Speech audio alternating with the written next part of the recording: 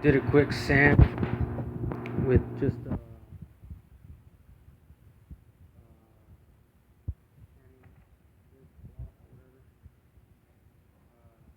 came off, came off. And some of the parts of like the paint stuff had imperfections where it was cracking or bubbling. So I got rid of all that bubbling. Ready for pretty much paint, but I am gonna again stuff it up. Take some of the grease out. Get off on this block. So I kept it even with the lines. I don't want to have lines going everywhere. I just cleaned this up. That's not a big deal. I did a lot of little lines there. Took my time cutting it. So pretty much the paint's ready to grab. It's just a block, so you could just paint right over it. You don't have to do too much, but I am gonna go in there, get in some of this so the paint can grab, so I don't have many chips or flaking in the future. I want this to look just as good as the day I paint it, and maybe a year from now. So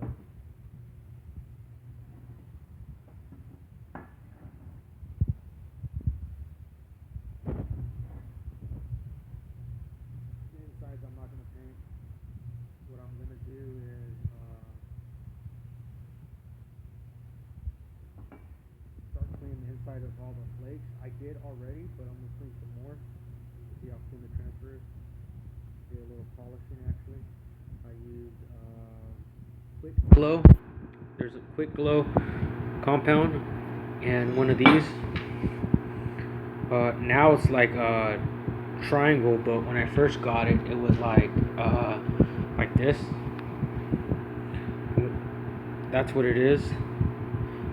I attached it onto here, and it slowly turned into this. All that grease is coming from the actual aluminum. So you can see it's polished. It's gonna be real smooth for gasoline or airflow to just glide onto it. Did the same to here a little.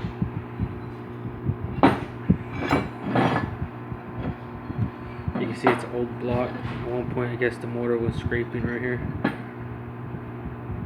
I actually had like a couple of my engines like this, but not gonna affect nothing. When I paint it, I am gonna tape up this sides. I don't want paint to get in here.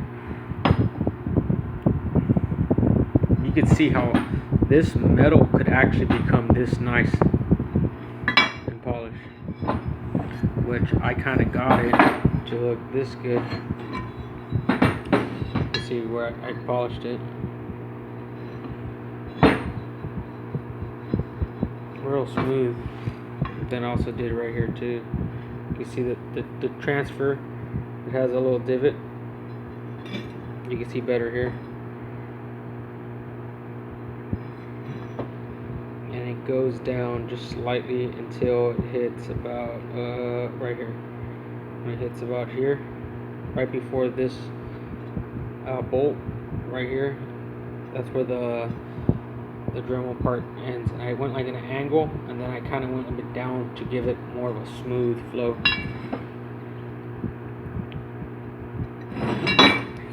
So now I'm gonna connect my rod, but first I'm gonna clean everything up, take off all that dust, wipe the actual case because this dust is gonna get in here. I don't want that. Connect the rod, see if I need to space my rod, put the spacers on the connecting rod, see if I have to do that. I want the rod to have no play. And then after I do that, pretty much just paint the block.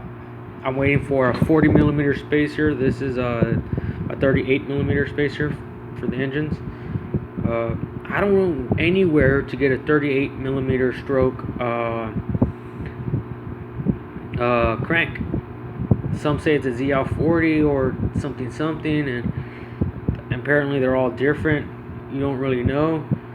So this was the old plate I was using, and it was hitting the spark plug.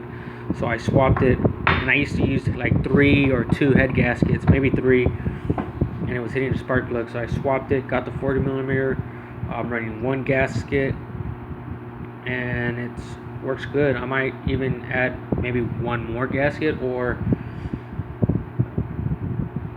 take the gasket off. I like the copper gaskets, but all I've been having is those aluminum gaskets, so that's what I'm using.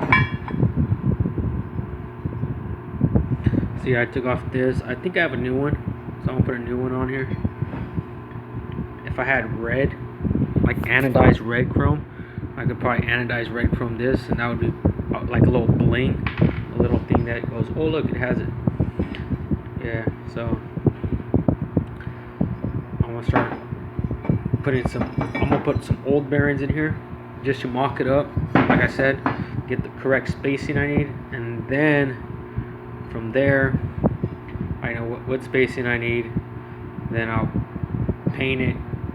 First, assemble it, tape up whatever I need to tape up, paint it, and then the motor be waiting just for a cylinder spacer. As soon as I get a spacer, boom, slide it on, put the cylinder, boom, boom, the head, bolt it onto the motor mount, put it on the bike, and it should be good.